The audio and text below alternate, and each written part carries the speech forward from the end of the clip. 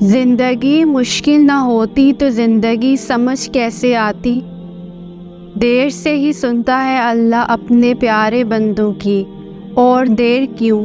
تاکہ وہ بہت پیار سے، بہت دھیان سے، بہت محبت سے اپنے پیارے کی سب باتیں سن سکے، اور تب تک وہ اس انتظار کے لیے ایک تحفہ رکھ لیتا ہے کہ جب وہ تمہیں اس انتظار کے بدلے وہ تحفہ دے تو تم اتنے خوش ہو جاؤ کہ تکلیف بھی تھی اور تمہیں یاد بھی نہ رہے۔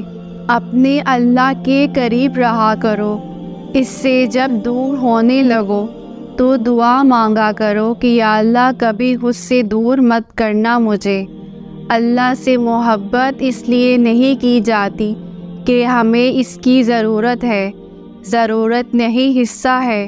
اللہ زندگی کا حصہ ہے، اللہ زندگی کا مقصد ہے، آغاز بھی اللہ ہے اور اختتام بھی اللہ۔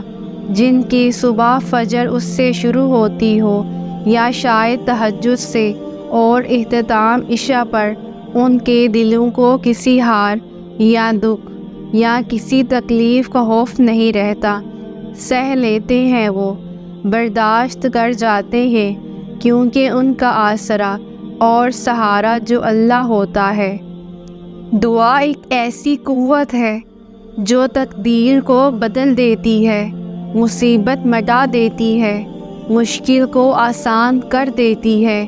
تقدیر اللہ کے اختیار کے پردے میں ہے، اس لیے اللہ جو چاہتا ہے مٹا دیتا ہے اور جو چاہتا ہے قائم کر دیتا ہے۔ اللہ کے ساتھ جڑے رہیں، اسے پکارتے رہیں۔ ہم نے کبھی اللہ تعالیٰ کو نہیں مانگا، اللہ تعالیٰ کے علاوہ ہم سونے رب تعالیٰ سے ہر چیز مانگ لیتے ہیں۔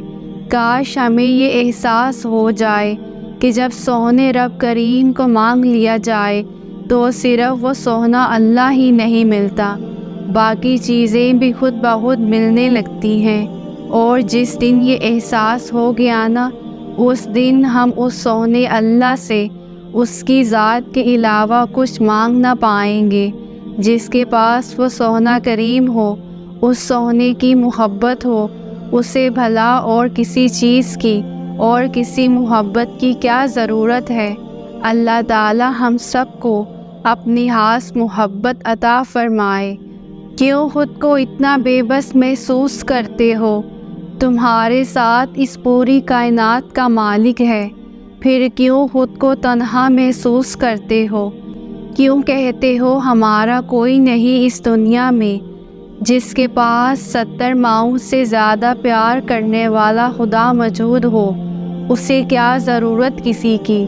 تم خدا کو بھول سکتے ہو، پر وہ خدا تمہیں نہیں بھول سکتا، کیونکہ وہ اپنے بندوں سے بہت پیار کرتا ہے۔ تم اس خدا کی نافرمانیاں کر کے اس خدا سے بہت دور آ جاتے ہو۔ اللہ تو وہی ہے جہاں پہلے تھا، فاصلہ تم خود پیدا کرتے ہو، اس کو مٹانا بھی تمہیں ہوتا ہے، پر اللہ تمہیں آزماتا ہے، دنیا کی محبت میں مبتلا کر کے۔